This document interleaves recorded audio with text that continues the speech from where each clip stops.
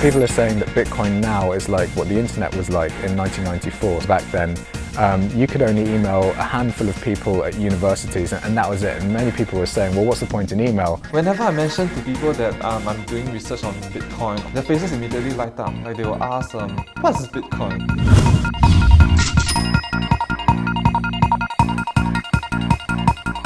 I heard about the term, but I don't really know anything about it. It's an online currency, internet currency. So basically you can make transactions using Bitcoin. It works like money. No, I don't. Why? I don't see the need to. So this is a machine where you can put cash in and you take Bitcoins out. Looks like one Bitcoin at the moment is worth $770. Where does this amount come from? Bitcoin is free floating. Supply and demand causes price fluctuations. So is there any administration fee? For these vending machines, the admin fee is usually around 5%. I have $20. You have $20. Let's buy some Bitcoin. You can buy a fraction, a very, very small fraction of a Bitcoin. So now, $10 we get 0.012986668. Just think of it like $10 worth of Bitcoin. Okay, $10. Okay, that's done. So this represents the Bitcoin you've bought. You can scan that with your mobile phone and take the Bitcoin from the secure server behind the vending machine, and that'll put the Bitcoin right onto your phone. Let's try the first one. My wallet. Okay. Have you just scanned it? That's it. You're done. The Bitcoin, you have 0.013, which is a rounded number, Bitcoin on your wallet. But somebody can actually steal this, right? Like, between the time it comes out and goes into this phone, anybody can just take a photo of it or scan it and... That's true, that's true. But I guess with a normal ATM, any time between taking the cash and putting it in my pocket, someone can steal the money from me. Let's say, okay, I just scanned this and this is a stolen phone. Can they actually trace that this Bitcoin actually came from? So yes, with Bitcoin everything is very traceable. You can anyone can go and look at this address and see that funds move from this one onto another one.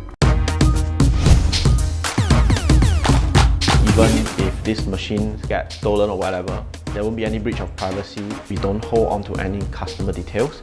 But in event that MAS requires us to keep records, then yes, we will implement the KYC features via the front-facing camera and by scanning IDs and stuff like that. They are called vending machines because they are not ATMs. ATMs are related to banks, and banks are regulated by the MAS.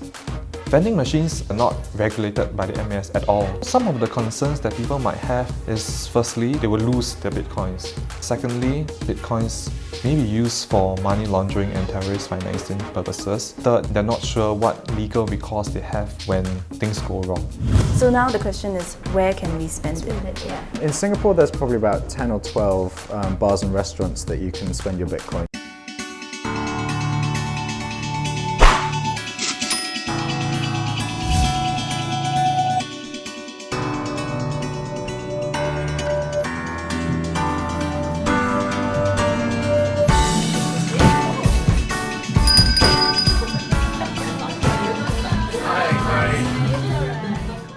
A few months ago, there was a Bitcoin convention in town at Marina Bay. There are people who come and specifically find Cat Cafe and found out that we accept Bitcoins and came here. So it has been somewhat successful in getting new customers. So, my wallet, and then send.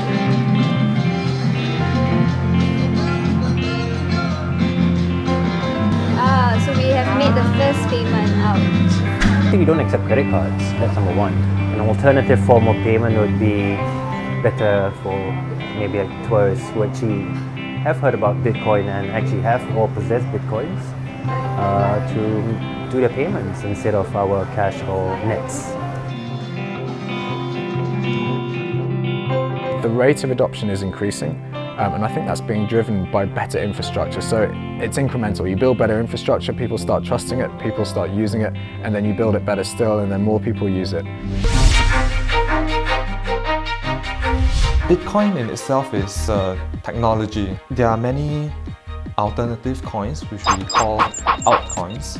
that have emerged that sort of improve or change some of the features of Bitcoin and adapt it for different users. Or we may progress to a day where we will replace our stock exchanges. I think people are interested in seeing how it can be used for smart contracts, where you can rent or buy a car. All these things are very futuristic, but it's possible. It's something that we can imagine doing with this amazing technology now.